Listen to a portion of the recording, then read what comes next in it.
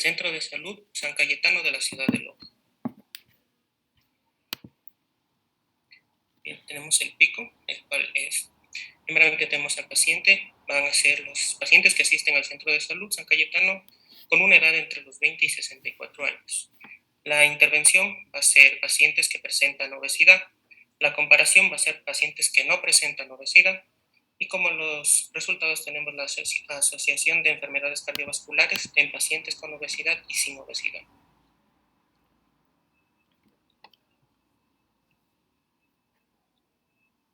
Bien, ahora tenemos la justificación.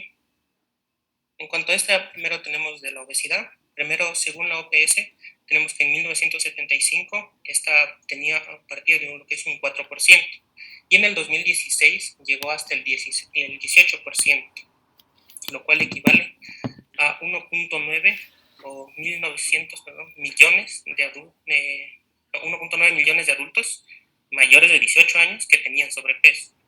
De estos, 650 millones eran los que ya tenían obesidad como tal, y por lo tanto el 39% de la población ya tenía sobrepeso en este caso. Tenemos que tener en cuenta que el sobrepeso se lo va a estimar con un IMC mayor a 30 kilogramos sobre metro cuadrado, y este es un problema que se ha presentado sobre todo en países en vías de desarrollo o subdesarrollados. Esto lo que va a producir es sobre todo una disminución de la esperanza de vida y es la segunda causa de mortalidad previsible.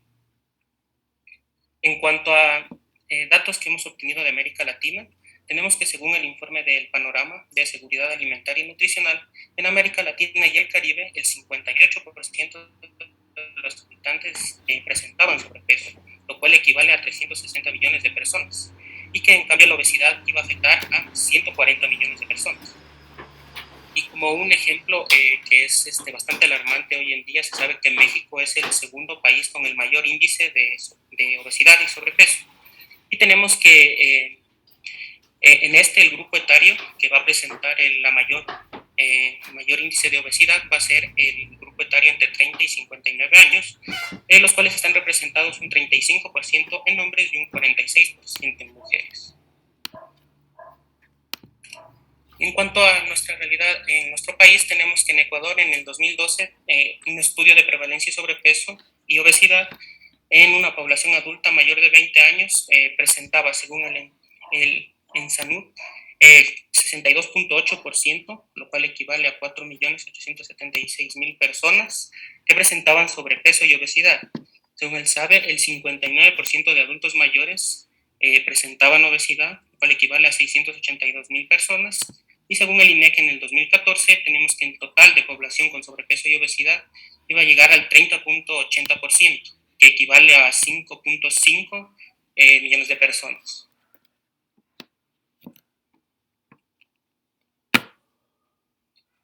Bien, en cuanto a la justificación para enfermedades cardiovasculares, tenemos que según la OPS, esta es la principal causa de muerte y que cobra 2 millones de vidas al año. Tenemos que en América Latina los accidentes cerebrovascular y la enfermedad cardíaca se desarrolla sobre todo por lo que es una dieta poco saludable, la cual está sobre todo presente en lo que son grasas y azúcares. Y también tenemos que en Chile es la principal causa de muerte, la enfermedad cardiovascular, representando el 27.1%, esto en el 2016.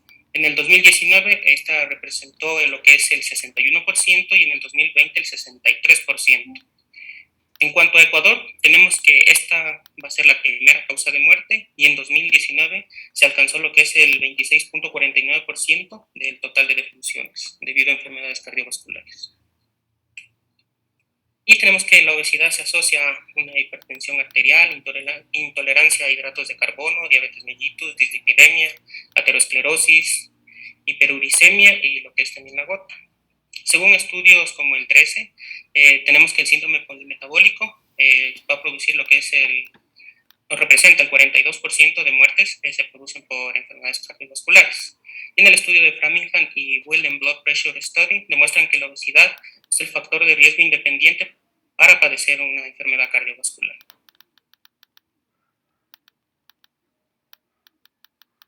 Siguiente. Bien, también tenemos en cuanto a lo que es la globalización, cambios en zonas urbanas y en la forma de vida. Tenemos que la zona rural presenta condiciones favorables, sobre todo porque aquí existe una alimentación que suele no ser muy abundante en azúcares y grasas, la cual es una alimentación más sana, y también porque en estos suelen presentarse trabajos que requieren un mayor esfuerzo físico. Por lo tanto, también está la parte de lo que sería la actividad física como tal. También es mejor. En cuanto a lo que sería, en cambio, la zona la importancia de que bueno, en cuanto a las zonas urbanas, en cambio, se puede ver que el estilo de vida es totalmente diferente. La alimentación suele ser más descuidada, por decirlo así, y también la actividad física no suele presentarse en todas las personas, sino que suele haber no suele, las personas no suelen realizar mucha actividad física, sobre todo por cuestiones de tiempo, trabajo y otros factores independientes. Sí, bien. Tenemos lo que es la importancia de controlar la obesidad, radica en que esta representa un factor de exposición para las enfermedades cardiovasculares y la misma se puede prevenir, por lo que es fundamental optar y promover medidas para controlarla partiendo desde la misma familia o a nivel individual, incluyendo una alimentación saludable y fomentando la actividad física principalmente.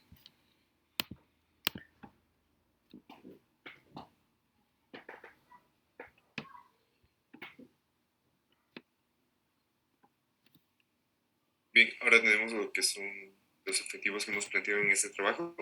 Tenemos lo que es el objetivo general, el cual es determinar la asociación de la obesidad y las enfermedades cardiovasculares de los pacientes entre 20 y 64 años de edad del Centro de Salud San Cayetano.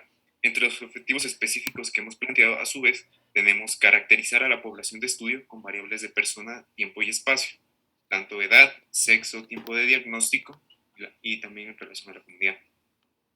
Tenemos también lo que es determinar el índice de masa corporal para clasificar la presencia de la obesidad, para lo cual es necesario la talla y el peso de los individuos de la población. Y tenemos finalmente identificar las enfermedades cardiovasculares en la población.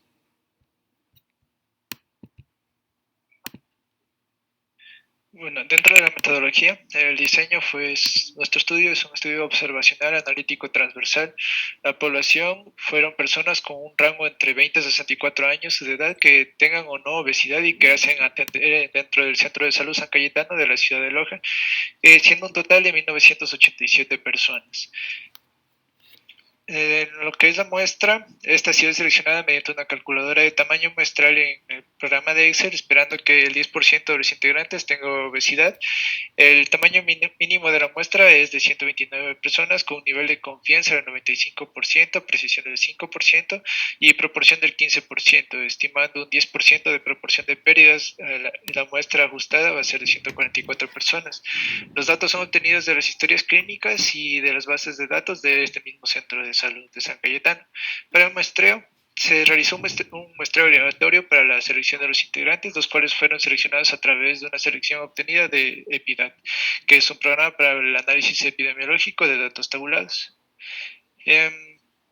Aquí, en cuanto al análisis estadístico, la información fue recolectada en una hoja de cálculo y posteriormente procesada en el programa SPS 25.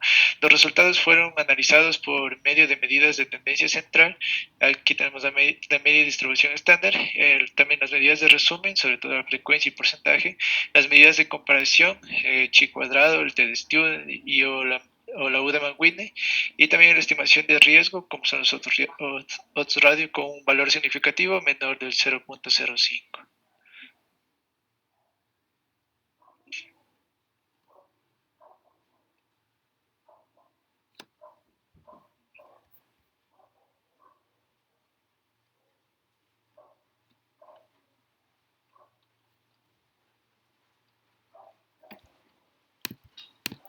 Ahora continuamos con lo que es el análisis estadístico. El análisis estadístico que hemos empleado aquí es que la información fue recolectada de... Vamos a continuar con los resultados. En cuanto a los resultados, tenemos que de los 144 pacientes, la media de la edad fue de 45.85 años, de los cuales 76 fueron hombres y 68 mujeres.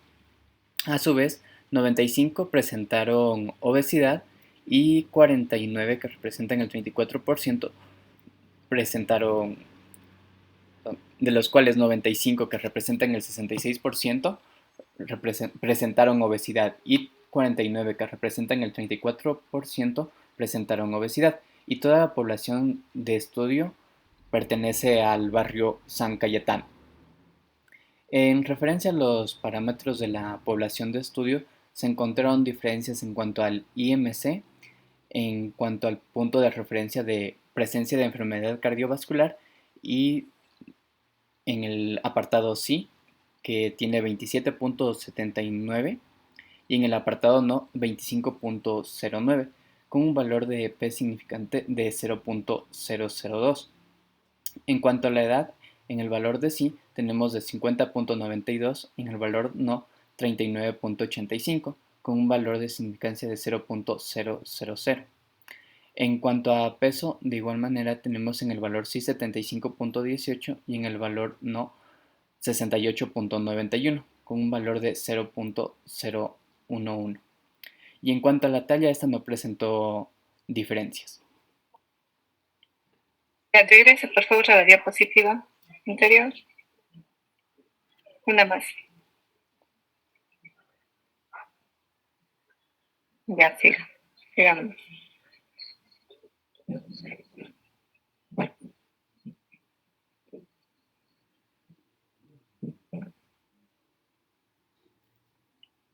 Bien, bueno, en este cuadro 2, bueno, básicamente aquí lo que realizamos fue que a través de la aplicación de las tablas cruzadas se determinaron en sí los valores de odds radio y chi cuadrado para determinar la significancia estadística, básicamente. Bien, entonces, como podemos observar en el cuadro, se determinó que alrededor del 47, esto de aquí, bueno, básicamente, esto de aquí se determinó la presencia de enfermedad cardiovascular. Entonces, básicamente, así, lo que teníamos, perdón, me estaba confundiendo con los porcentajes, Doc. Ya, a ver, básicamente lo que tenemos aquí es que el 47.4%, que quiere decir que la población, o sea, de toda la población, 37 personas, que equivale a este 47,4% de este estudio, presentaron enfermedad cardiovascular y aparte de esto, tienen presencia de obesidad frente a un 52,6%, que equivale al 41, a 41 personas de la población que no tienen presencia de obesidad. También el 18%, el 18,2%, que equivalen a 12 personas, tienen presencia de obesidad, pero no van a poseer en sí la enfermedad cardiovascular. Y pues, como último punto, tenemos que el 81.8%, que se traduce a 54 personas de la población, que no van a presentar en sí la obesidad cardiovascular y tampoco van a ser personas obesas. Ya, pasa a la siguiente diapo, por favor. Ya. Bueno, también hicimos la prueba para la estimación de riesgo. Y bueno, el valor que nos arrojó es de 4.061. Básicamente este valor de aquí nos indica que existe un riesgo.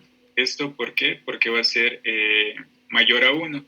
Además de esto, el intervalo de confianza al 95% osciló entre 1.9 a 8.7. Entonces, de igual manera, tenemos un valor de P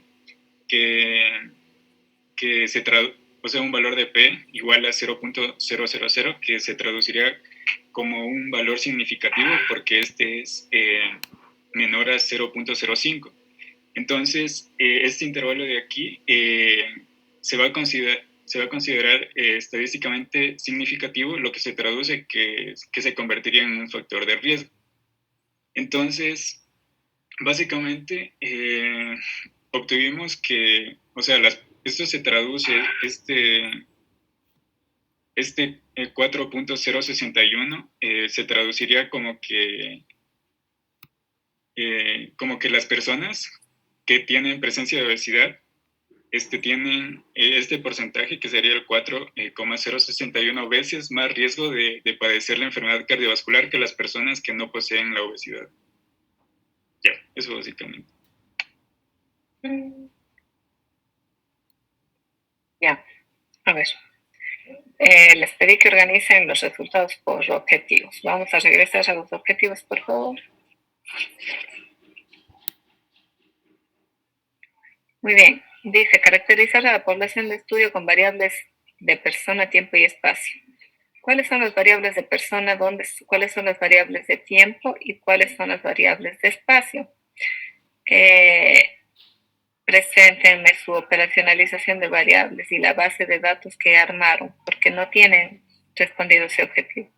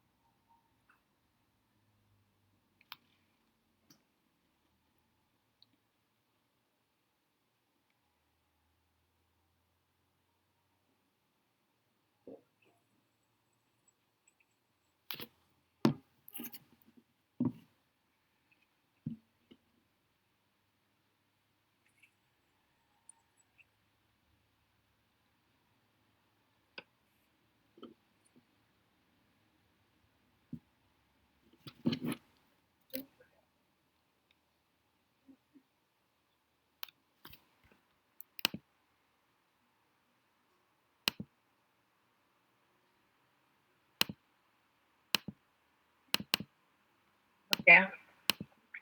Y la operacionalización.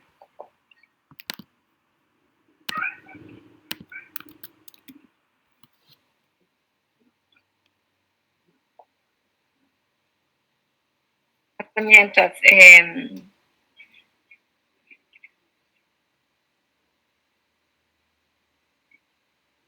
levanten la mano los del grupo, por favor. A ver, Alexander, Kevin. ¿Quién más está? Dejen la mano arriba, por favor. Dani, ¿cómo definieron obesidad? ¿Cómo llegaron a determinar qué pacientes tenían obesidad o no? Eso lo hicimos identificando primero a qué se definía como obesidad. Primero definimos la obesidad como el factor, la obesidad como la masa o el peso corporal de un individuo. Luego de esto continuamos con que se iba a medir en kilogramos el peso corporal y el cual iba a ser medido a través de la báscula, y a su vez la recolección de la información iba a ser en la base de datos. La misma era una variable numérica y se consideraba cuantitativa continua. Ya. A ver, la definición de caso que ustedes hicieron de obesidad es correcta. ¿En función de qué la hicieron? ¿En función de qué argumentaron que eso es obesidad?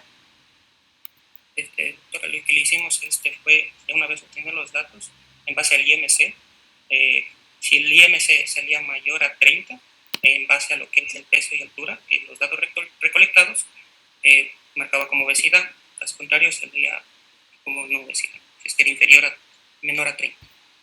¿Qué dice la OMS sobre la obesidad? ¿Qué es la obesidad para la OMS?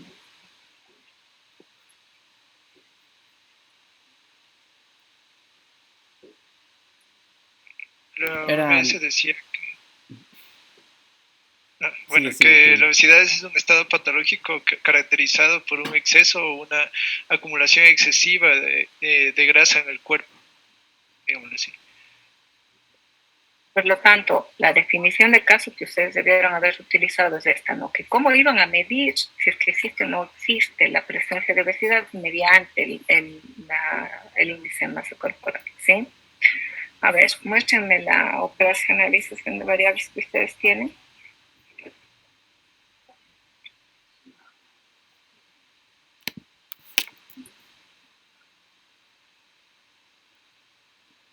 Edad, sexo, tiempo de diagnóstico, bajen por favor. Residencia, muy bien.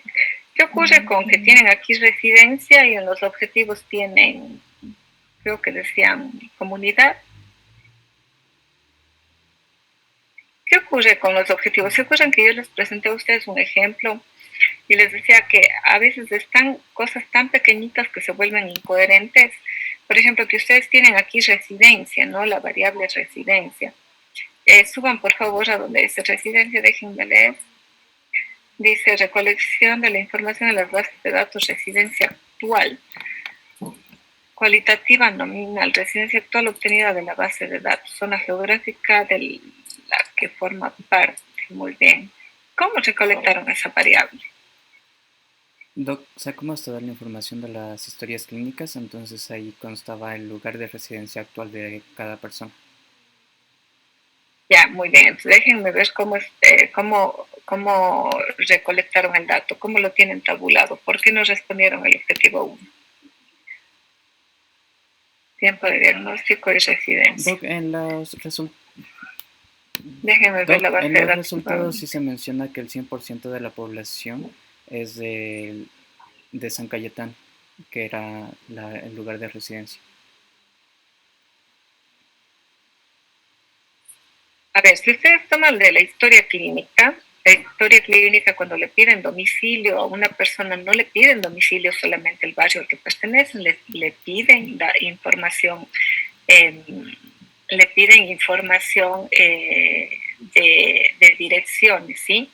Por lo tanto, dentro de las direcciones puede ser que San Cayetano sea una parroquia, pero dentro de esta parroquia pueden tener comunidades, pueden tener barrios y, en fin, una serie más de cosas, ¿sí? Por lo tanto, dentro de la historia clínica no se recopila el dato solamente así. Estos datos se denominan datos de georreferenciación y está directamente vinculados al lugar, ¿no? Entonces, esta variable está mal recolectada porque no se recopila solamente así el dato, ¿sí? Otra cosa, ¿sí? Perdón de interrumpir.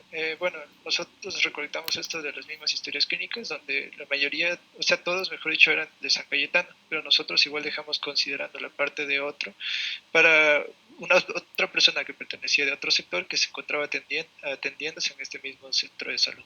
Por eso lo dejamos. Claro, pero entonces, ahí yo les pregunto a ustedes, entonces, si todas las personas son de San Cayetano, ¿por qué es importante recolectar la información sobre el lugar de residencia dentro de San Cayetano?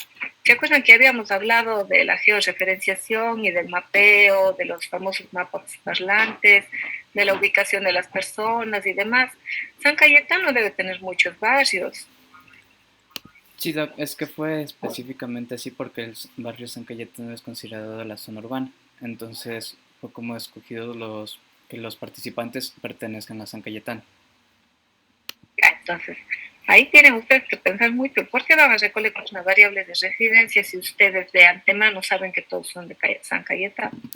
O sea, es un poco ilógico, ¿no? Entonces, las variables que se colectan tienen que responder a la variable principal. Si todos son de San Cayetano, ¿para qué los recolectan? ¿Ya? Y la otra variable que tenían, que tampoco está, es el tiempo de diagnóstico. Tiempo de diagnóstico. Tiempo de diagnóstico, Doc, está aquí al final, donde está el tiempo de diagnóstico hace cuántos años se diagnosticó. 999 le pusimos al dato, en este caso, los que no tenían un diagnóstico de enfermedad cardiovascular, y los demás sí se encuentran positivos. De igual forma, en la vista de variables, nosotros colocamos que 999 sí forma parte de lo que son los datos perdidos de esta variable. Bueno. Pregunto para todos los del curso, no solamente para los del grupo, ¿qué otra variable en función de tiempo, espacio y personas sería importante para la variable obesidad y enfermedades cardiovasculares? Pueden bajar la mano del grupo. El tiempo de diagnóstico.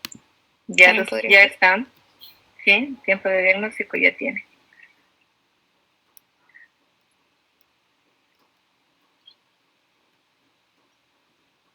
¿Quién más? Podría ser tal vez el nivel socioeconómico. Y nivel socioeconómico es importante, perfecto. Déjenme ver la variable enfermedad cardiovascular, SB. ¿Qué tipos de enfermedades cardiovasculares son las que ustedes clasificaron? Eso no tienen en sus resultados, por ejemplo. No está ahí, es una variable importante. ¿Qué otra cosa? A ver, Kevin, ¿qué otra variable podrían haber recolectado?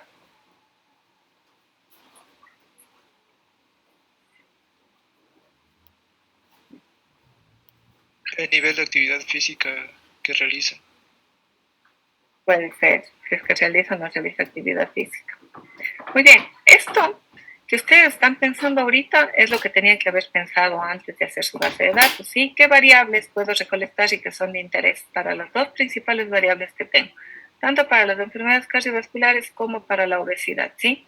Estas variables deben recolectarse para acompañar a las variables principales y para dar a conocer cómo están estas variables principales, ¿sí? Hay cosas que no tienen lógica desde el punto de vista de investigación, ¿no? Si es que pongo una variable residencia y de antemano voy a clasificarlos a todos como San Cayetano, no tiene lógica que los recolecten, ¿sí? No hay lógica que lo vayan a hacer. El tiempo de diagnóstico, aquí pregunto, ¿el tiempo de diagnóstico es para la obesidad o para la enfermedad cardiovascular? Es para la enfermedad cardiovascular. Ya, entonces también fue importante que hubiesen recolectado la obesidad o el tiempo al cual tiene obesidad. Tiene muchísimas variables para recolectar desde el punto de vista epidemiológico aquí, ¿sí? Pequeñas cosas, un error muy grave que ustedes tienen que saber cómo se define el caso y cómo van a establecer si la persona tiene o no tiene la enfermedad, ¿sí? Eso nada más como recomendaciones. Gracias. Muchas gracias, grupo. A ver, continuamos con el grupo de Lice de Ayala.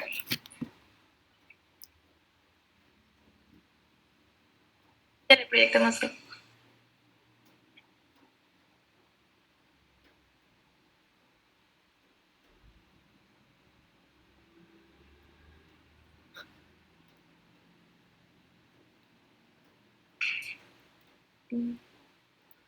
Ya, buenas tardes, doctora, buenas tardes, compañeros. Nuestro proyecto de investigación tiene como título el consumo de tabaco como factor de riesgo para desarrollar enfermedad pulmonar obstructiva crónica en pacientes adultos que acuden a consulta externa de neumología en el Hospital General Manuel Ignacio Montero durante el periodo abril-agosto 2021.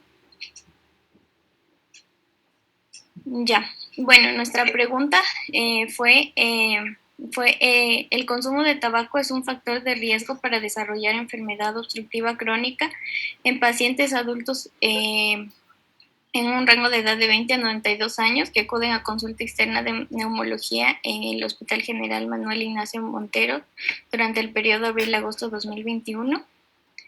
¿Sale? Ya. Bueno, como el pico tenemos que, utilizamos a pacientes adultos jóvenes, adultos y adultos mayores. También nuestra investigación era sobre el consumo de tabaco y aquí vamos a coger pacientes, a incluir a los pacientes que no consumen tabaco y era para determinar qué tipo de riesgo tienen los pacientes que tienen de padecer EPOC en los adultos que son fumadores activos. Ya, como objetivo general vamos a tener determinar el riesgo de consumo de tabaco para desarrollar enfermedad pulmonar obstructiva crónica en pacientes adultos que acuden a consulta externa de neumología en el Hospital General Manuel Ignacio Montero.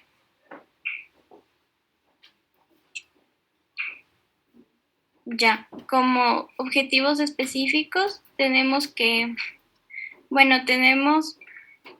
describir la prevalencia de enfermedad pulmonar obstructiva crónica en la población de estudio. Otro objetivo es caracterizar la población según la edad, sexo, nivel socioeconómico y ocupación. El otro es caracterizar el consumo de tabaco en función de frecuencia, tiempo, tipo de tabaco y forma de consumo.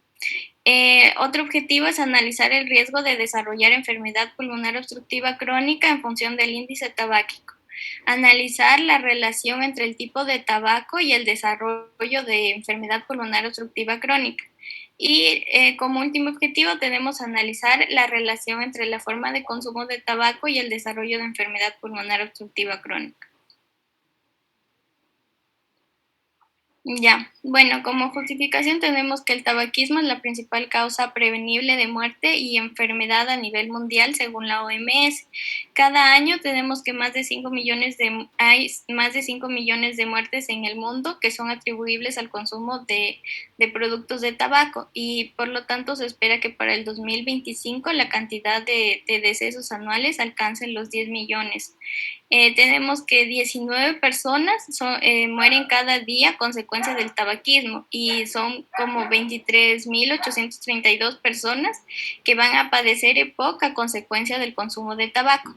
Por lo que tenemos que el tabaquismo va a generar además un costo médico directo anual de más de 658 millones, que es un costo de productividad laboral de pérdida superior a los 313 millones y además los costos de cuidado informal van a superar los 314 millones. Por lo que, de acuerdo con las estadísticas de nuestro país, el consumo activo de tabaco inicia en un 8.8% de la población, que es mayor a 12 años, y el 13.4% de todas las muertes que se producen en nuestro país están relacionadas con EPOC, están ligadas al consumo de tabaco. Además, se da que esto se va a dar más en las personas que son mayores a 35 años, por lo que es importante tomar en cuenta que para evaluar el riesgo de padecer EPOC se va a utilizar vamos a utilizar nosotros el índice tabáquico, el cual va a multiplicar el número de cigarrillos que se consume al día por el número de años que ha fumado la persona, y esto se lo va a dividir para 20, lo que quiere decir que para poder evaluar el riesgo real de padecer EPOC se necesita que el paciente lleve un mínimo de años fumando para que el resultado sea nulo. Por esto, en el presente trabajo de investigación delimitamos, tanto el rango de edad de 20 a 92 años, es decir, incluimos los grupos etarios de adulto joven, el adulto y adulto mayor. Y debido a esto se tomó también en consideración que es escogimos el hospital debido a que este es un centro de segundo nivel de atención y cuenta con la especialidad de neumología, por lo que es una entidad pública y vamos a tener un aforo más amplio de pacientes para poder lograr la investigación.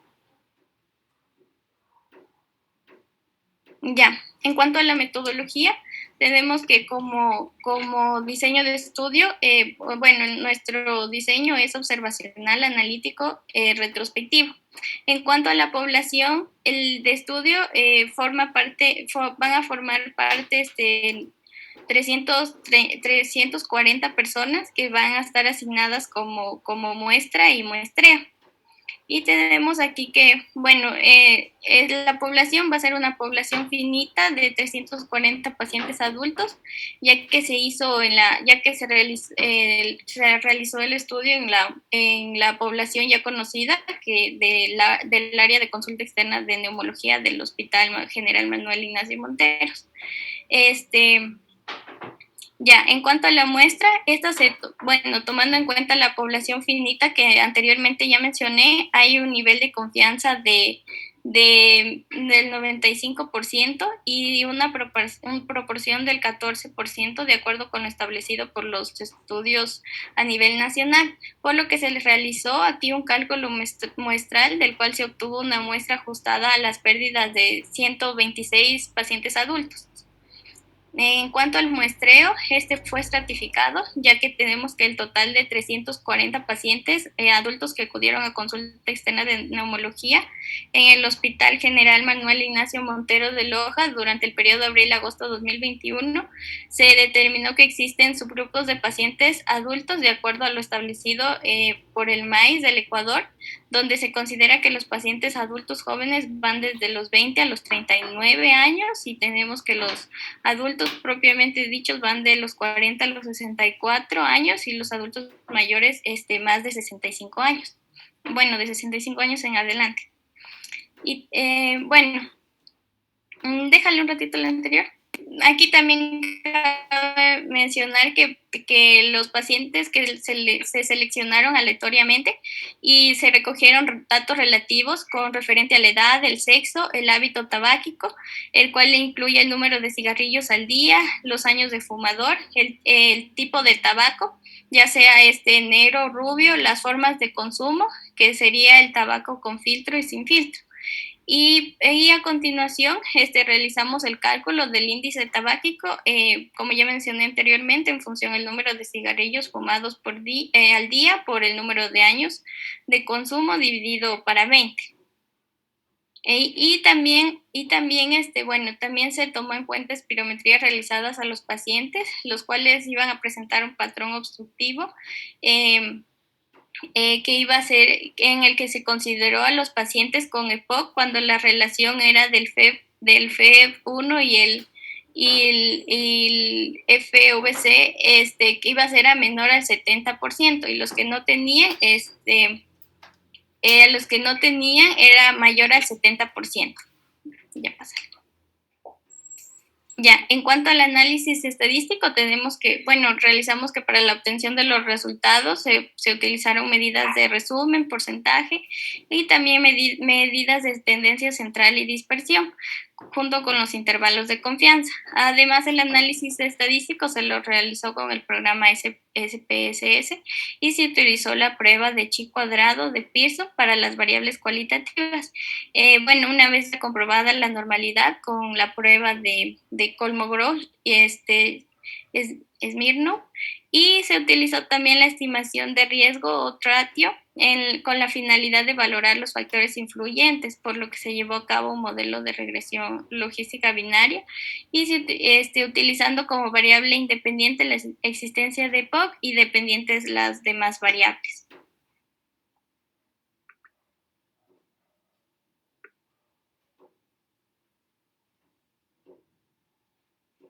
Ya, aquí tenemos el resultado, o sea, respondiendo al primer objetivo, que el primer objetivo correspondía a describir la prevalencia de la enfermedad pulmonar obstructiva crónica en la población de estudio.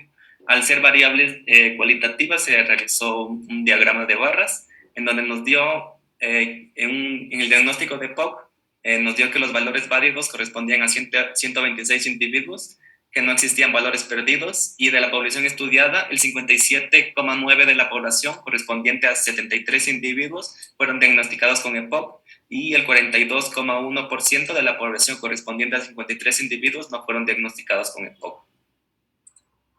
Respondiendo al segundo objetivo, que era caracterizar a la población según edad, sexo y nivel socioeconómico, primeramente vamos a tener en la edad adquisición de medidas de dispersión. Vamos a tener que la edad, los valores válidos fueron de 126 individuos, no existían valores perdidos, y de la población estudiada, la media de edad con un intervalo de confianza del 95% correspondía a 53,2619, con un límite inferior de 50,14 y un límite superior de 56,3. También obtuvimos que existió un rango del 72, y siendo su límite 20 años, siendo su límite inferior 20 años y su límite superior 92 años.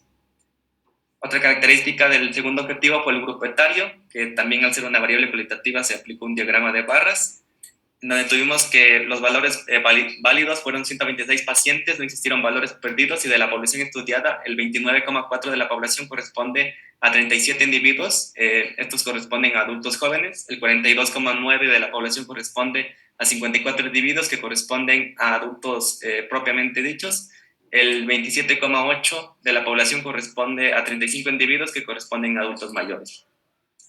¿Ya? Acorde al sexo, tenemos que no existieron valores perdidos, los valores válidos fueron de 126 pacientes, y de la población estudiada, el 66,7% de la población corresponde a 84 individuos que corresponden al sexo masculino, y el 33,3% de la población que corresponden a 42 individuos corresponden al sexo femenino. Analizando el nivel socioeconómico, también existieron valores válidos de 126 pacientes, no existieron valores perdidos, y de la población estudiada, el 7,9 de la población correspondiente a 10 individuos corresponde a un nivel socioeconómico alto, el 6,6 de la población correspondiente a 7 individuos corresponde a un nivel socioeconómico medio alto, el 18,3% de la población correspondiente a 23 individuos corresponden a un nivel socioeconómico medio típico, el 22,2% de la población correspondiente a 28 individuos corresponden a un nivel socioeconómico medio bajo, y el 46% de la población correspondiente a 58 individuos corresponden a un nivel socioeconómico bajo. Ya, correspondiente a la ocupación, también todos los valores válidos fueron 126 valores válidos, no existieron valores perdidos, y de la población estudiada, el 37,3% de la población correspondiente a 47 individuos fueron profesionales, el 22,2% de la población correspondiente a 28 individuos fueron obreros, el 23% de la población correspondiente a 29 individuos fueron profesionales, y el 17,5% de la población correspondiente a 22 individuos fueron profesionales. El 23% de la población correspondiente a 29 individuos fueron campesinos, perdón. En el objetivo 3 correspondía a caracterizar el consumo de tabaco. Ya. Continuando, tenemos la respuesta del objetivo 3, o el cómo lo resolvimos, lo cual es caracterizar el consumo de tabaco en función a la frecuencia del tiempo, el tipo de tabaco y la forma de consumo.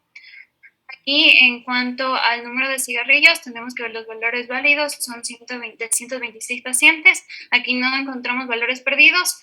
En cuanto a la presenta una media, el cual es el promedio de 19,57 cigarrillos al día. En cuanto a la media del número de cigarrillos en la población estudiada, con un 95% de seguridad, se encuentra entre los 18.1 y 20.9. En cuanto a la mediana, el cual es el valor central de los datos ordenados según su tamaño, es de 20 cigarrillos al día. En la desviación estándar, la cual es una medida de dispersión de los datos con respecto a la media, es de 7,89 cigarrillos al día. En cuanto a la varianza, la cual es la variabilidad del conjunto de datos respecto a la media, es de 62,27 cigarrillos al día. En cuanto al rango, el cual es la diferencia del valor máximo y el mínimo, es de 33 cigarrillos al día, dándonos como valor mínimo 7 cigarrillos al día y valor máximo de 40 cigarrillos al día. Ya, ahora en cuanto al número de años de fumador, tenemos igual los valores válidos de 126 pacientes. Aquí tampoco se encontraron valores perdidos. Presenta una media de 30,95 años de fumador. La media del número de años de fumador en la población estudiada, con un 95% de seguridad, que se encontró entre 28.3 y 33.5. La mediana de 27 años de fumador, la desviación estándar de 14,74 años de fumador, la varianza, que es de 217,27 años de fumador, el rango, que es de 66 años de fumador, con un valor mínimo de 6 años de fumador y un valor máximo de 72 años de fumador.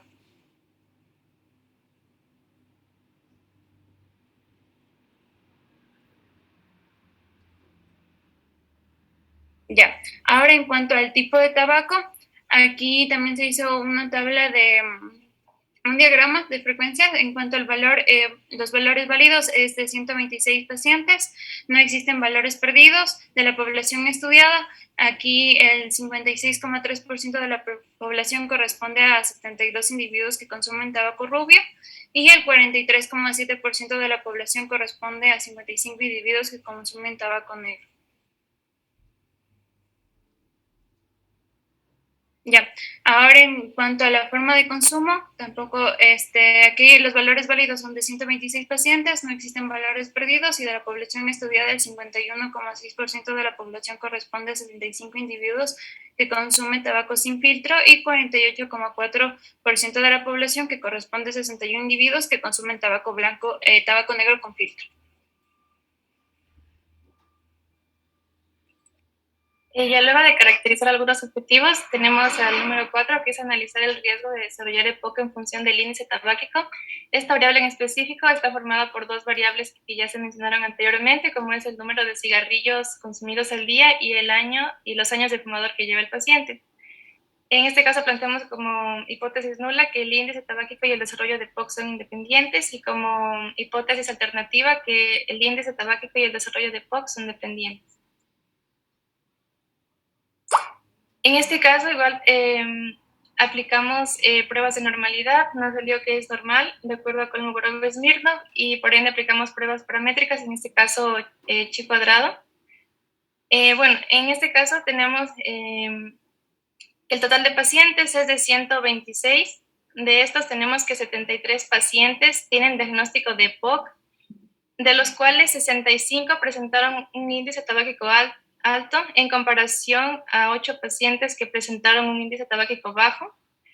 Del total también tenemos que 53 pacientes no presentaron diagnóstico de EPOC. De estos, 19 pacientes tuvieron un índice tabáquico alto en comparación a 34 pacientes que tuvieron un índice tabáquico bajo.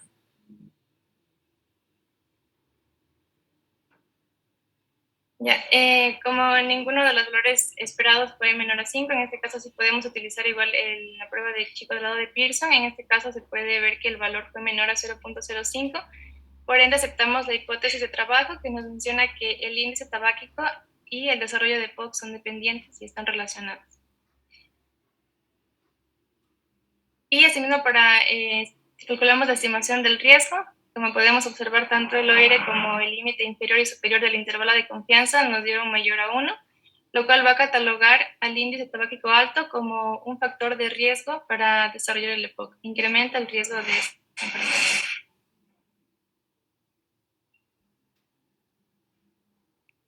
Ya, ahora en cuanto al objetivo 5, que es analizar la relación entre el tipo de tabaco consumido y el desarrollo de EPOC, aquí se da la hipótesis nula, que cuál es el tipo de tabaco consumido y el desarrollo de EPOC son independientes, y la hipótesis alternativa, que es el tipo de tabaco consumido y el desarrollo de EPOC son dependientes. Aquí igualmente se hizo una prueba de normalidad, el cual se dio normal, por lo cual aplicamos una prueba paramétrica.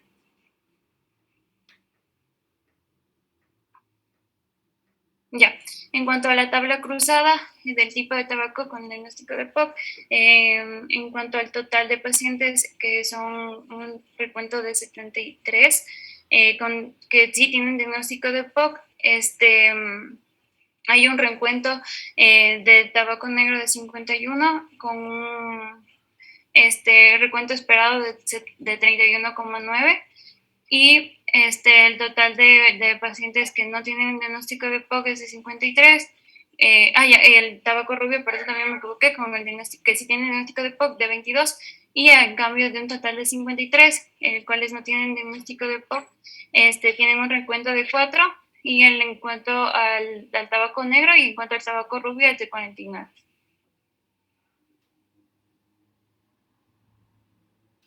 Ya, en cuanto a la prueba de chi cuadrado, ya que nos dio un resultado normal, por lo cual se dio una prueba paramétrica, el valor es menor a 0,05, por tanto se acepta la hipótesis alternativa, que indica que el tipo de tabaco consumido y el desarrollo de EPOC se encuentran relacionados. Y en cuanto a la estimación del riesgo, el valor de OR y los límites tanto superior como inferior tienen un intervalo de confianza de 95%, los cuales son mayores a 1, lo que indica que el tipo de tabaco consumido se considera un factor de riesgo para el desarrollo de EPOC. El otro objetivo es analizar la relación entre la forma de consumo de tabaco y el desarrollo de EPOC. De igual forma, como hipótesis nula, nos planteamos que la forma de consumo de tabaco y el desarrollo de EPOC son independientes, y en alternativa que estas variables son dependientes.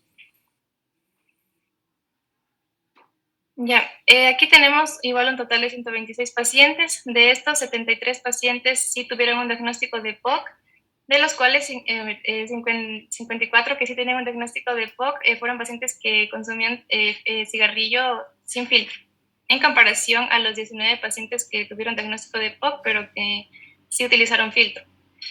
Luego tenemos 53 pacientes que no tuvieron diagnóstico de POC. De estos, 7 pacientes fueron pacientes que no utilizaban filtro y 46 pacientes que no tuvieron EPOC, pero que sí utilizaban filtro.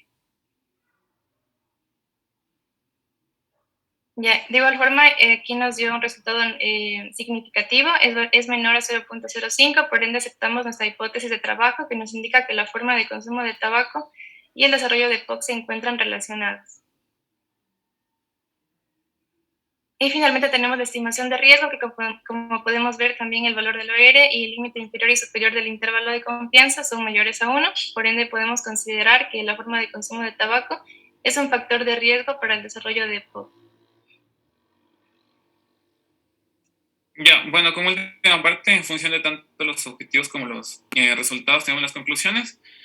Primero, en respuesta a lo que era el objetivo de establecer la prevalencia, se identificó que la prevalencia de la enfermedad pulmonar obstructiva crónica o la POC de los pacientes del estudio de 57.9%, lo que corresponde a 73 individuos de los 126 que fueron diagnosticados con POC. Bueno, respondiendo al segundo objetivo, que era caracterización de la población, según lo que es la edad, sexo y nivel socioeconómico y ocupación, se determinó que pues, hay una media de edad de 53 años, con una mínima edad de 20 y una edad máxima de 92 años, que hay un 66.7% de la población correspondiente a 84 individuos que es perteneciente al sexo masculino, en relación con un 33% de la población que es correspondiente a 42 individuos ya del sexo femenino. También que existe un 7.9% de la población que equivale a 10 individuos que tiene un nivel socioeconómico alto, un 5.6% de la población que tiene, que son 7 individuos que tienen un nivel socioeconómico medio alto, un 18.3% de la población equivalente a 23 individuos que tienen un nivel socioeconómico medio típico y un 22.2% de la población que equivalen a 28 individuos que tienen un nivel socioeconómico medio bajo. Además de ello, correspondiente a lo que vendrían siendo, un 46% de la población correspondiente a 58 individuos que tienen un nivel socioeconómico bajo. Y respecto a lo que sería su ocupación, que el 37.3% de la población, es decir, 47 individuos son profesionales, 22.2% de la población, son 28 individuos son obreros, un 23% de la población, que son 29 individuos. En este caso, pues, perdón que no puedo ver. Que un 23% de la población que son 29 individuos son profesionales y el 17.5% de la población que son 22 individuos son también son campesinos, perdón. Y bueno, esto en resumen, se puede caracterizar a la población de que se puede establecer que en su mayoría está representada por el sexo masculino, que predomina un grupo etario de adultos propiamente dichos, de acuerdo a la categorización que hicimos anteriormente. Asimismo también que el mayor porcentaje pues, de la población es profesional y que cuenta con un estrato socioeconómico que es de carácter bajo.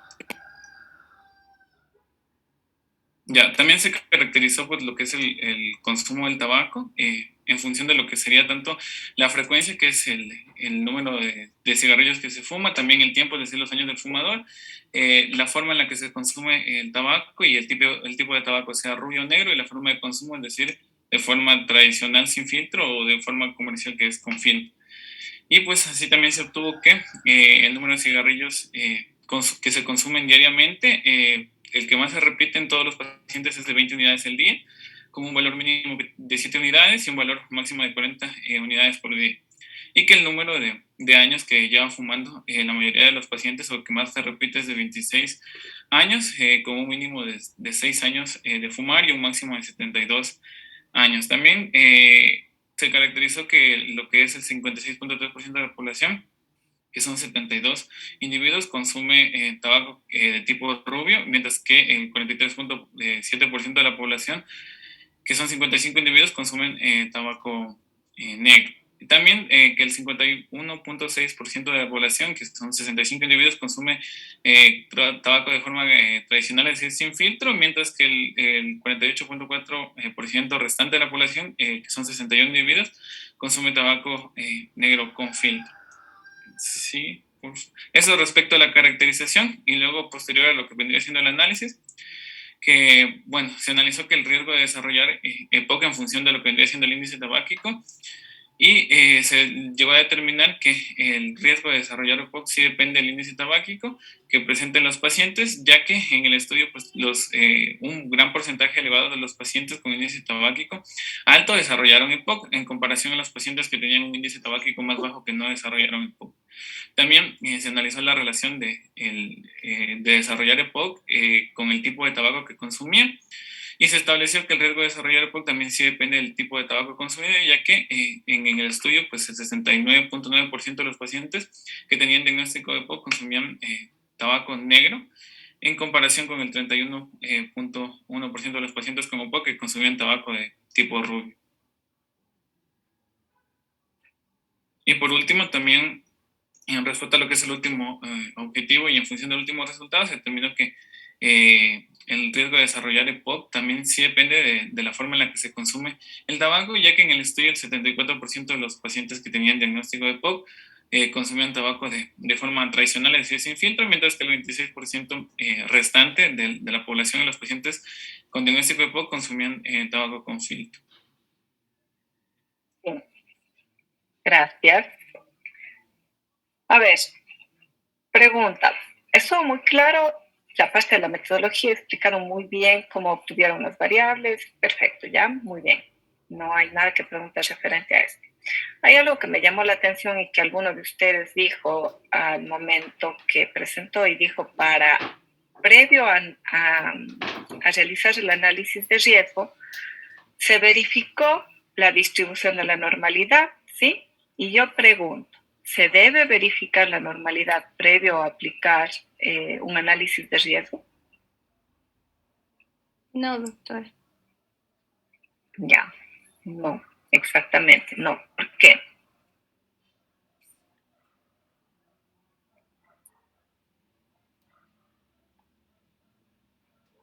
Porque, como, bueno, es estimación de riesgo, entonces es como que más bien aquí implica si, como, bueno, como dice, si si hay probabilidad de que haya un riesgo, no, pero no es en sí una prueba como paramétrica o con normalidad para poder sacarla.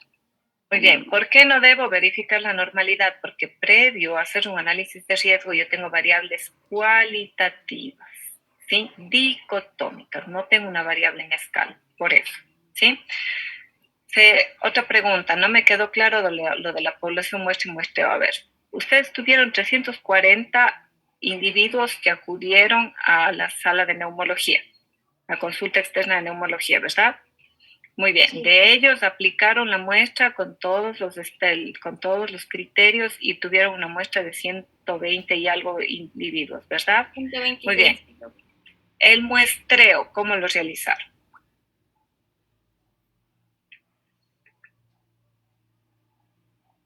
Utilizamos utilizamos la fórmula que nos explicó y entonces para poder hacerlo aleatoriamente. Entonces ahí aleatoriamente escogimos 126 personas para poder para poder sacar las variables y sacar la información. Ya. Muy bien, cuando dijeron que fue estratificado, ¿cómo estratificaron? ¿Cuántas personas obtuvieron de cada grupo etario? ¿Estratificaron en función del grupo etario o en función de qué estratificaron?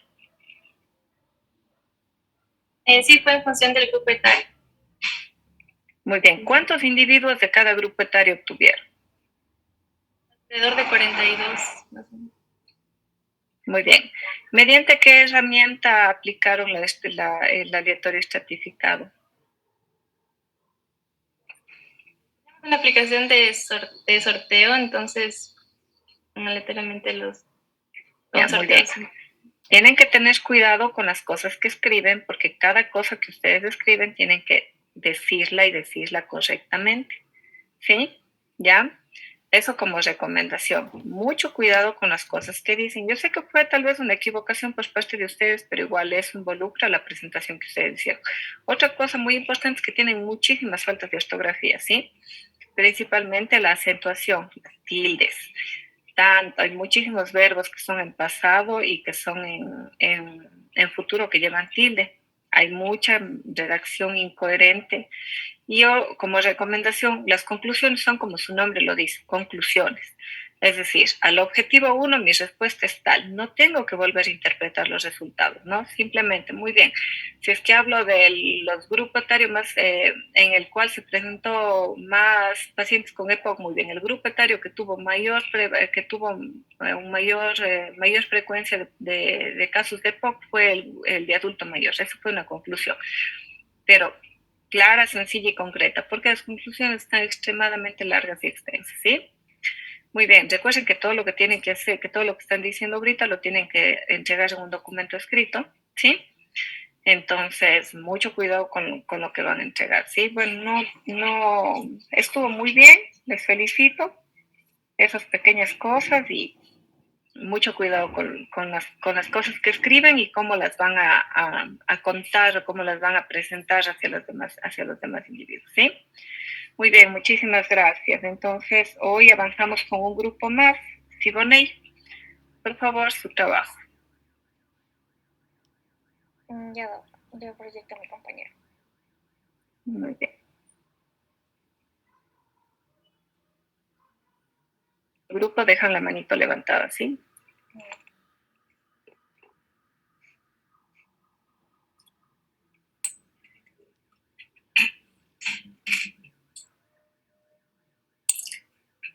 Bueno, nuestro grupo está conformado por José Sebastián Castillo, Amy Daniela Fijó, Siboney Alejandra González, Juan Ramiro Jiménez y mi persona, Milena Insamar Romero. En cuanto a la tabla de contenidos, tenemos primero la presentación, la metodología, análisis de resultados y conclusiones. En cuanto a la presentación, el título de nuestro tema, nuestro tema es la frecuencia de personas con elevado riesgo de desarrollar diabetes mellitus tipo 2 mediante el uso del test de Findrix en pacientes entre 30 y 70 años que acuden al Centro de Salud Daniel Álvarez, periodo enero-febrero 2022. Y la pregunta de estudio es: ¿cuál es la frecuencia de personas con elevado riesgo de desarrollar diabetes mellitus tipo 2 mediante el uso del test de Findrix en pacientes entre 30 y 70 años que acuden al Centro de Salud Daniel Álvarez, periodo enero-febrero 2022?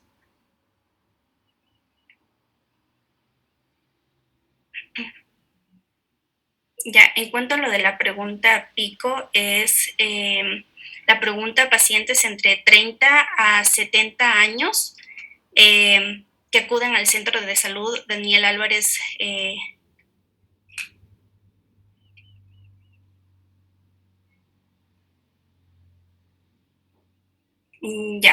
el Centro de Salud Daniel Álvarez. Y en cuanto a la I es la intervención, que se utilizaría aquí el test de Findrix. En cuanto a la C, que sería la comparación, en este caso no vamos a comparar ninguna de las variables, entonces en este caso se excluiría. Y la O, que es en cuanto a los resultados, cuál es el nivel de riesgo de padecer diabetes mellitus en 10 años. Y en cuanto a la problemática, tenemos que a nivel mundial la diabetes mellitus corresponde a la 9ª causa de muerte, y en donde 1 ya de cada 11 personas ya padece diabetes, y esto es según la Organización Mundial de la Salud. En cuanto a Sudamérica, aquí corresponde a la 3ª causa de muerte, y el número de muertes se ha triplicado en la región más o menos desde 1980, y se estima que alcanzaría más o menos unos 109 millones para el 2040. Y esto es en cuanto a datos recogidos de la Organización Panamericana de la Salud. Y en cuanto a los datos del INEC, en Ecuador corresponde a la 4ª causa de muerte, y en datos bibliográficos en Loja corresponde al 5% de la población pues que ya padece diabetes. Pásale, por favor. Ya, en cuanto a un impacto individual, la Federación Internacional de la Diabetes dice que 4 de cada 10 personas que viven con diabetes, es decir, un 43%, indicaron que sufrieron ansiedad cuando fueron diagnosticadas. Y bueno, aparte también de esto, presentaban depresión, irritabilidad, culpabilidad y autorreproches. Y en cuanto a un impacto familiar, la Federación Internacional de la Diabetes, la mitad de las personas que viven con diabetes, es decir, un 51%, sienten que su diagnóstico ha impuesto una presión sobre la familia. Y en cuanto a un impacto económico, tenemos que según la Federación Internacional de la Diabetes, corresponde a un gasto sanitario anual de 760 millones de dólares, donde hay costos directos pues, que corresponden a lo que serían los tratamientos médicos, también a los controles que tiene que realizarse el paciente. Y en costos indirectos, en cambio, sería, por ejemplo, abandono laboral, la mortalidad, el absentismo. Y los costos intangibles que corresponden a preocupación, ansiedad, incomodidad, dolor y pérdida de independencia. Ya, en cuanto al objetivo general de nuestro estudio es identificar la frecuencia de personas con elevado riesgo de desarrollar diabetes mellitus tipo 2 mediante el uso del test de Findrix en pacientes entre 30 a 70 años que acuden al Centro de Salud Daniel Álvarez, periodo enero-febrero del 2022. Los objetivos específicos, describir las características clínico-epidemiológicas de los pacientes entre 30 a 70 años que acuden al Centro de Salud Daniel Álvarez, periodo enero-febrero de 2022. En cuanto otro objetivo es describir la frecuencia de los factores que integran el test de Findrix en pacientes entre 30 a 70 años de edad que acuden al Centro de Salud Daniel Álvarez, periodo enero-febrero 2022, y finalmente identificar el nivel de riesgo para desarrollar diabetes mellitus tipo 2 a 10 años en función del test de Findrix en pacientes entre 30 a 70 años que acuden al Centro de Salud Daniel Álvarez, periodo enero-febrero 2022. Ya. En cuanto a la metodología, pues este es un estudio observacional, descriptivo, prospectivo, porque solo se recogen los datos una sola vez hacia adelante en el tiempo. Y en cuanto a la población, esta población a estudiar son las personas con un rango de edad de entre 30 a 70 años que se hacen atender en el Centro de Salud Daniel Álvarez de la ciudad de Loja, siendo un total de 900 personas. Y el Centro de Salud Daniel Álvarez se encuentra ubicado en la zona sur de la provincia de Loja, pues, y el mismo que se ubica entre las calles Charles Darwin y Antonio Nariño, esquina del barrio Daniel Álvarez. Pásale, por favor. Ya, en cuanto al cálculo de la muestra, el total de la población que es atendida en el Centro de Salud Daniel Álvarez Burneo es de 900 personas, con un intervalo de confianza del 95% y precisión del 3%, considerando que según la literatura que ya mencioné anteriormente, el 5% de la población padece diabetes mellitus tipo 2 en la ciudad de Loja, y este valor se considera como la proporción. Y en cambio el tamaño muestral es de 166 individuos y bueno, cuando se hace aquí un ajuste de pérdidas, el valor obtenido de individuos es de 195 como muestra a analizar. Ya, y bueno, aquí se ha hecho un muestreo en el cual ha sido una aleatorización simple, que se considera a las 900 personas como parte de la población a estudiar y se les enlista según su número de la historia clínica, y por medio del programa de Excel se seleccionó aleatoriamente a 195 personas. Bien, ahora vamos a hablar acerca de lo que es el análisis de los resultados. Esto lo vamos a hacer a partir de lo que son los objetivos propuestos anteriormente. Bien, para considerar el primer objetivo y para poder responderlo, tenemos que mencionarlo de nuevo, conocer cuál es nuestro primer objetivo y es describir las características clínico-epidemiológicas en pacientes de los 30 a 70 años que acuden al Centro de Salud Daniel Álvarez en el periodo enero-febrero 2022, considerando que algunas de las variables que vamos a analizar también corresponderían también a la segunda objetivo porque son parte de lo que es el test de Findrix. Ya a continuación vamos a hablar acerca de algunas variables para responder este objetivo. Vamos a considerar variables como edad, género, procedencia, talla y el peso. Sigamos. Para la primera variable tenemos que definir que nosotros vamos a utilizar lo que son tablas de frecuencia, considerando medidas de tendencia central y también lo que son medidas de dispersión. Para la primera variable es edad, vemos que el número válido es de 195 personas sin perdidos, es decir, es de 0, y esto es porque todos respondieron a esta variable. En este caso vemos que, por ejemplo, variables medidas de tendencia central, vemos la mediana, la moda, la media, también lo que es el rango. La media es de 51.63%, la mediana, que es un punto de equilibrio, por así decirlo, es de 52%. El rango vemos que es 40 y no es nada más que la diferencia entre lo que es el rango máximo frente al rango mínimo. Otro, lo que son medidas de dispersión, vemos la desviación estándar y también la varianza. La varianza es de 114.772 y la desviación no es nada más que la raíz cuadrada positiva de esta varianza, que es de 10.713. Sigamos. La segunda variable, más bien esta misma variable ya agrupada, considerando algunos parámetros y conociendo nuestra población, que envuelve por general a lo que son los adultos y adultos mayores, tenemos que en adultos es de 64 personas, y también lo que es el porcentaje, lo que corresponde a un 84.1% de nuestra muestra.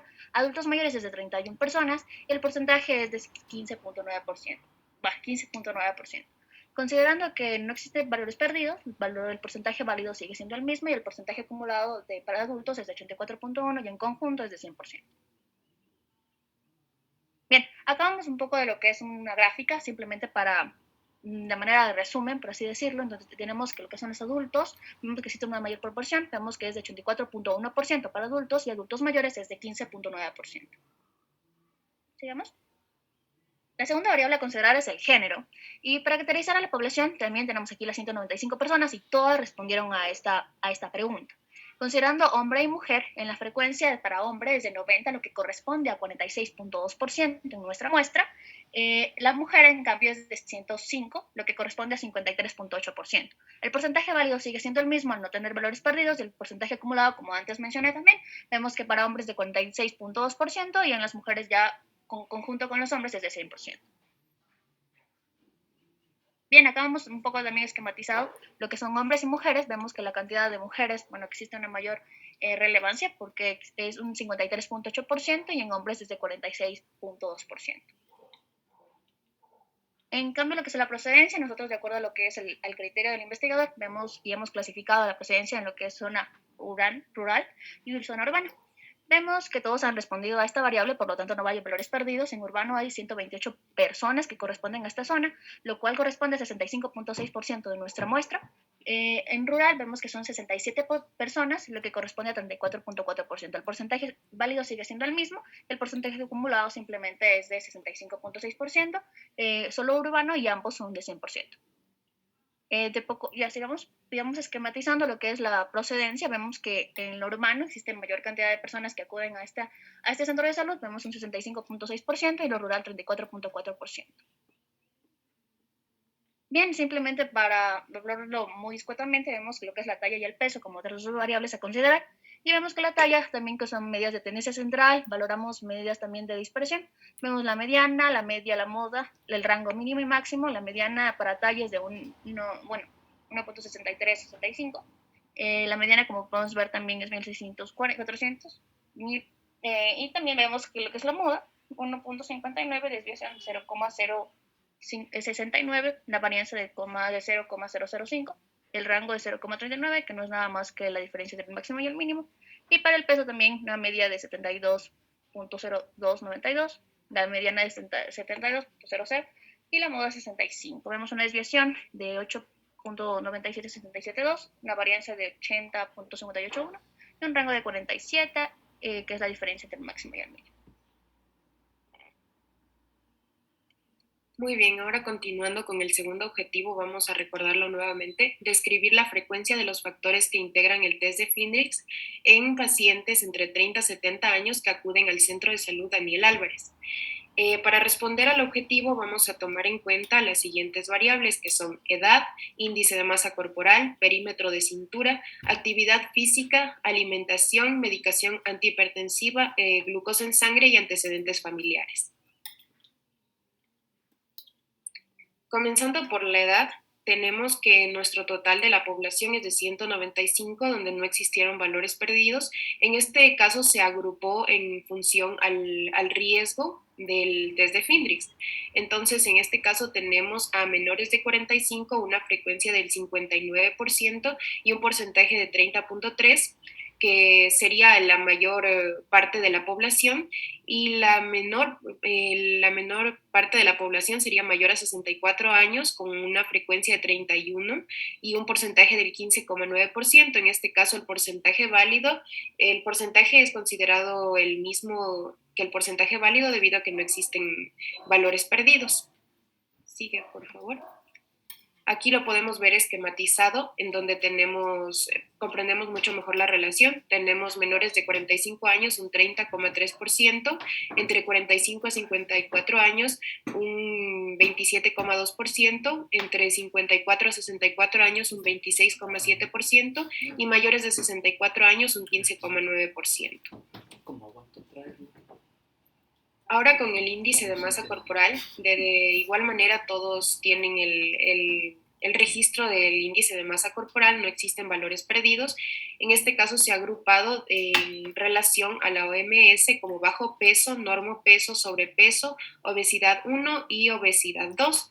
En este caso podemos ver una frecuencia de sobrepeso de 111, en donde el porcentaje que corresponde 56,9%, siendo la mayor parte de la población, y la menor parte de la población, es decir, solo una persona, un individuo con bajo peso, que corresponde al 0,5%. En este caso, de la misma manera, el porcentaje es considerado como igual, el porcentaje válido el mismo, porque no existen valores perdidos. Y aquí lo podemos ver esquematizado: 5%, normopeso 24,6%, sobrepeso 56,9%, obesidad tipo 1 14,4%, obesidad tipo 2 3,6%. Ahora vamos a hablar sobre el perímetro de cintura en hombres. En este caso, el perímetro de cintura en hombres y en mujeres tienen distintas variables debido a que los valores son diferentes. Por lo tanto, hemos agrupado en el SPSS como valores perdidos a las mujeres. Podemos ver que hay 105 mujeres, como había comentado antes mi compañera, y el porcentaje válido sería los hombres, que sería el 90, en este caso tenemos 90. Y aquí tomamos en cuenta lo que es bajo o nulo, con una puntuación de 0 según el test de Findrix, moderado 3, alto 4. En este caso podemos ver que la mayor parte de la población tiene una frecuencia de 57, lo que corresponde al 29,2%, y una pequeña porción de la población, estoy tomando mal, aquí tenemos que tomar en cuenta el porcentaje válido, que sería bajo nulo 57, la frecuencia de 57, y es considerado como el 63,3% de la población. Y el alto sería 7, una frecuencia de 7 con un porcentaje válido del 7,8%. En este caso se toma el porcentaje válido debido a que estamos excluyendo a las mujeres y tenemos ese valor perdido. Aquí lo podemos ver esquematizado. Tenemos que en bajo o nulo riesgo tenemos a 63,3%, moderado 13,3% y alto 3,6%. Y ahora el perímetro de cintura en mujeres, que utilizamos la misma metodología, en donde el válido son 105 mujeres y perdidos 90, que sería el número de hombres. Las mismas bajo o nulo, moderado y alto. En este caso sí podemos ver una diferencia en relación a los hombres, debido a que existe mayor cantidad de mujeres con alto riesgo, donde la frecuencia es 43 y el porcentaje sería de 41,0%, y la menor parte de la población de mujeres con riesgo bajo o nulo, con una frecuencia de 22%, y un porcentaje válido de 21%. De la misma manera lo vemos esquematizado aquí: bajo nulo 21,0%, moderado 38,1% y alto 41,0%. En cuanto a la actividad física, no existieron valores perdidos, por lo tanto la población total es 195. Aquí podemos ver que la mayor parte de la población no realiza actividad física, con una frecuencia de 117%, lo que corresponde al 60% de la población. El porcentaje válido es el mismo que el porcentaje debido a que no hay perdidos.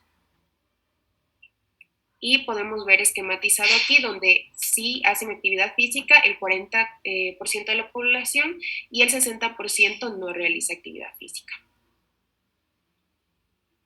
En cuanto al consumo de frutas, verduras y cereales, no existen valores perdidos, hay 195, el total de la población, en donde la mayor parte de la población menciona que no consume frutas, verduras y vegetales todos los días, con una frecuencia de 108 y un porcentaje de 55,4%. Esquematizándolo, tenemos que el porcentaje de personas que consume frutas, verduras y cereales cada día es el 44,6% y no todos los días el 65,4%. El uso de medicación antihipertensiva, de la misma manera no tenemos valores perdidos, todos respondieron, en donde aquí la mayor parte no utiliza medicación antihipertensiva, con una frecuencia de 107, lo que corresponde al 54,9%. Esquematizándolo tenemos, no utiliza medicación antihipertensiva el 54,9% y sí utiliza medicación antihipertensiva el 45,1%. Por último, no, este no es lo último. La glucosa en sangre, si alguna vez ha tenido valores elevados registrados de glucosa en sangre, tenemos que no existen valores perdidos y aquí tenemos que la mayor parte de la población no tiene valores elevados de glucosa, no ha tenido valores elevados de glucosa anteriormente, con una frecuencia de 105, lo que corresponde a un porcentaje de 53,8%. Y aquí lo podemos ver representado en esta gráfica, no ha registrado valores altos de glucosa en sangre el 53,8% y sí ha registrado valores elevados de glucosa en sangre el 46,2% de la población. Por último, tenemos los antecedentes familiares de diabetes. Aquí podemos ver tenemos a 195 personas, no existen perdidos. Aquí se tomó en cuenta si no ha tenido antecedente, no tiene ningún antecedente familiar de diabetes, o sí, si tiene su abuelo, su tío, tía o primo o hermano, o sí, si tiene padres, hermanos o hijos, ya que esto eleva el riesgo cardiovascular, sobre todo cuando es en padres, hermanos e hijos. Entonces aquí podemos ver que la mayor parte de la población ha respondido que no, con una frecuencia de 68 y un porcentaje correspondiente al 34,9%. Y en una menor parte, sí, padres, hermanos e hijos, con una frecuencia de 61 y un porcentaje de 31,3%. Aquí podemos ver ejemplificado donde no, respondieron que no, 34,9%, sí, abuelos, tíos o primo hermano, 33,8%, y sí, padres, hermanos, hijos, el 31,3%.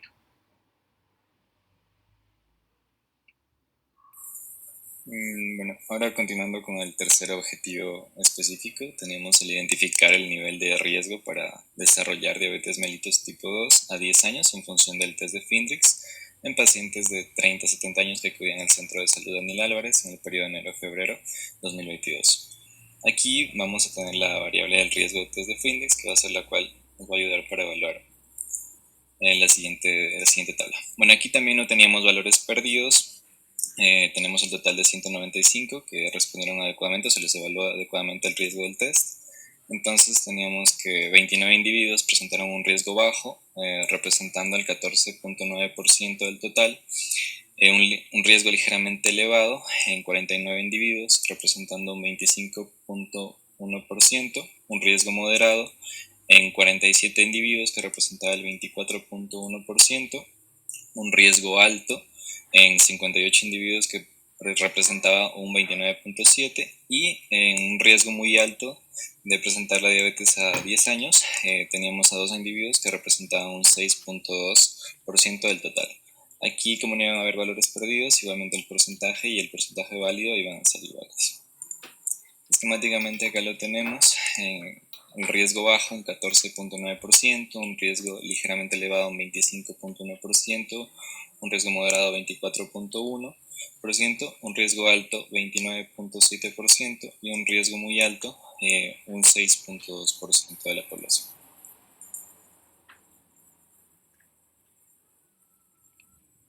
Bueno, ahora vamos a revisar las conclusiones.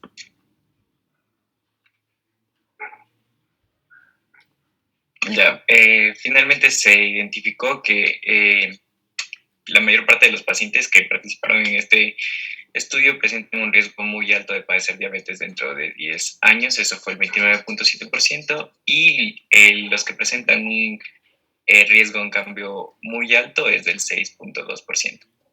En nuestro estudio hubo una mayor participación de adultos en contraste con adultos mayores, esa fue del 84.1%, y también hubo mayor afluencia de mujeres, las cuales fueron un total de 53.8%. Además de eso, se identificó que la mayoría, más de la mitad de los participantes provenían de una zona urbana, el 65.6%. Más de la mitad de los participantes también ya presentan sobrepeso, el 56.9%, y en cuanto a los otros tipos de obesidad, se observa tipo 1, 14.4 y tipo 2, 3.2. En cuanto al perímetro abdominal, los resultados que se mencionaron, se evidenció que las mujeres presentaban perímetros abdominales mayores que los hombres, o de mayor riesgo en este caso, y en cuanto a las mujeres, a los hombres, los perímetros abdominales eran menores a 94 centímetros. Eso quiere decir el 63.3% de los pacientes que tenía un mejor control en ese aspecto. Además de eso, también más de la mitad de los participantes no realizaban actividad física diaria al menos 30 minutos, tampoco ingerían frutas ni verduras todos los días, y además más de la mitad de estos pacientes también estaban en un tratamiento antihipertensivo. En cuanto a si los pacientes se les había detectado no niveles altos de glucosa, el 46.2% de los pacientes sí se les había detectado. Y en cuanto a los antecedentes familiares, la mayoría de los participantes no tenían antecedentes familiares de diabetes, y el 33.8% sí tenía en cuanto a abuelos, tíos o primos, y el 31.3% padres, hermanos e hijos. Finalmente, en cuanto a la estratificación del nivel de riesgo de padecer diabetes, como se mencionó antes, la población que más presenta alto riesgo es el 29.7%, mínimamente el 6.2%.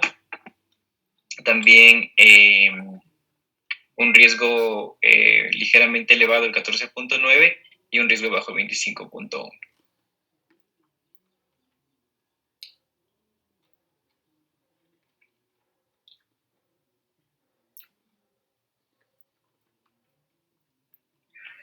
Bueno, muy bien, muchas gracias. Por favor, regrese a la diapositiva de los resultados.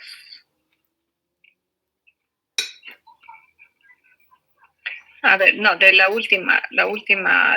último resultado, perdón, no le dije cuál.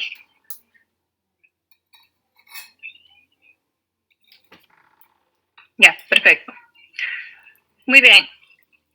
Este estudio es descriptivo, sin embargo, tomaron una muestra, por lo tanto tuvieron una población, ¿no? Y se espera que con los resultados que yo obtengo tengo que inferir. Muy bien. ¿Cómo infiero en este caso estos resultados que ustedes tienen aquí? ¿Qué les falta aquí?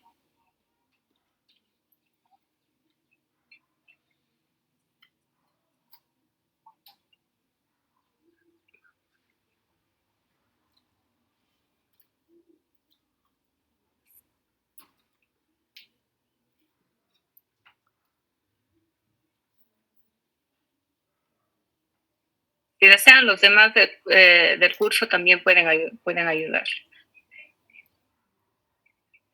O sea, Doc, se refiere a la secuencia de, por ejemplo, qué prueba vamos a utilizar para saber si la distribución es normal o no normal. No. No me refiero a eso. Hablo de inferencia. Yo quiero inferir estos resultados porque ustedes, a pesar de que es un estudio descriptivo, pues tomaron datos de una muestra poblacional, ¿sí? Por lo tanto, los resultados tienen que inferirse. Por eso les digo que les falta.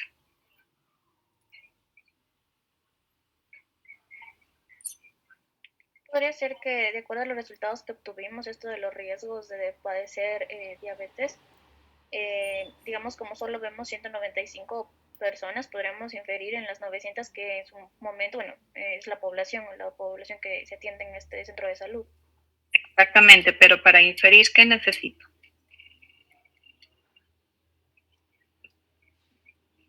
Intervalos de confianza, ¿no? Intervalos de confianza, ¿para qué? ¿Para qué tipo de medida?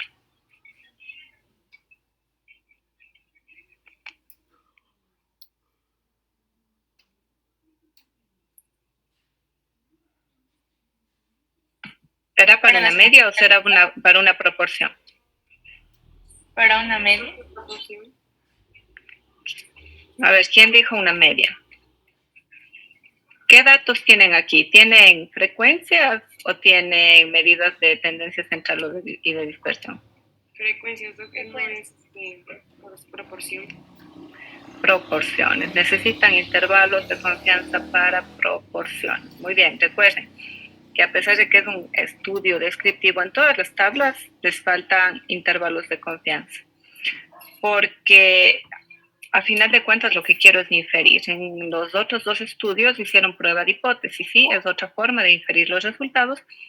También se puede solicitar que coloquen intervalos de confianza en la fase descriptiva. Sin embargo, al ser este un estudio netamente descriptivo, necesito ir más allá. O sea, no necesito hacer una prueba de asociación ni de correlación, nada de eso, ¿sí? Necesito tener cómo inferir los resultados que yo obtuve. Y para este caso, pues necesito intervalos de confianza para cada uno de los grupos. Eso van a agregar, por lo menos para este riesgo, para este último resultado previo a subir el documento, ¿sí? ¿Ya? Ya. Muy bien. ¿Preguntas? ¿No? No. Muy bien. Preséntenme un ratito, por favor, su base de datos.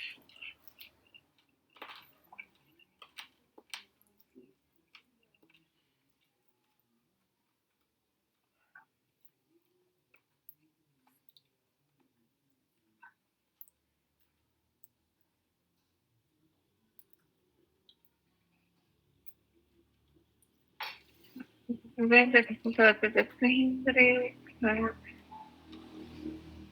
cintura. Muy bien, el test está riesgo en el test bajo. IMC agrupado de riesgo, diámetro de cintura bajo, peso, talla IMC agrupado, administración. Sí, muy bien.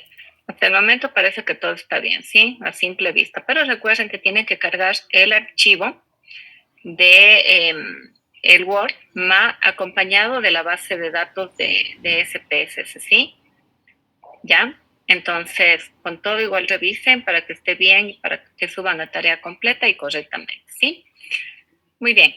Perdón, Doc, ambos archivos, o sea, el documento y el SPSS también en la segunda entrega. Sí, en la última entrega que tienen ya tienen habilitada la entrega, ¿verdad? Ajá. Que tienen, creo que hasta este jueves, creo que tienen que cargar, si no estoy mal, tienen que cargar el documento de Word, que es todo lo que hicieron en el bimestre 1, acompañado de lo que están haciendo durante este bimestre con los resultados, ¿sí? Y sus conclusiones, y la base de datos. Esta base de datos y la hoja de resultados del análisis que ustedes hicieron. Recuerden que cuando hacen el análisis, todo lo que ustedes sacan, todo lo que ustedes realizan, se va a una hoja de datos, ¿verdad? esa hoja de datos es la que yo necesito que ustedes carguen, porque esa es la evidencia de que ustedes realizaron sus trabajos, ¿sí? ¿Ya? Igualmente, cuando yo vuelva a hacer el análisis, pues obviamente, aleatoriamente de cualquier tabla que ustedes hayan armado, pues yo tengo que verificar que los resultados que ustedes obtuvieron, pues son reales. Bueno, reales en función del ejercicio. Sé que no recolectaron los datos, pero tienen que corresponderse con lo que ustedes presentan en su documento de Word, ¿sí? Y ya no habría necesidad de enviarle también el Excel en donde nosotros corroboramos que lo hicimos de manera aleatoria.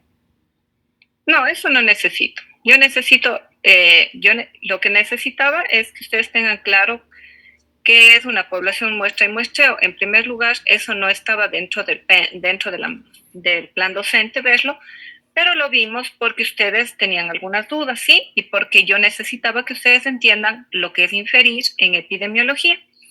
Por eso lo vimos, ¿sí?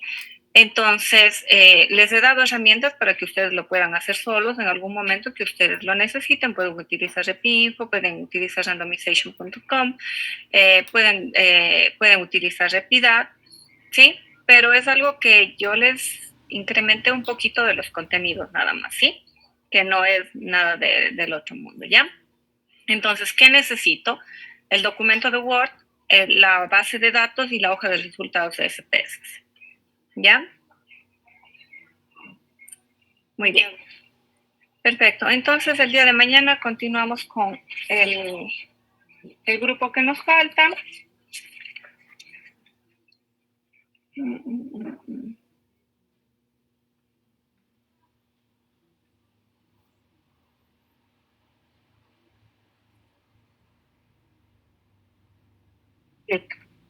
Bueno, chicos, muchísimas gracias y que tengan una linda noche. Amy, ¿me quiere decir algo o se quedó la manito levantada? No, se quedó levantada. Disculpe. Perfecto, muy bien. Entonces, que tengan una linda noche y muchas gracias por conectarse. Hasta luego, doctora, gracias.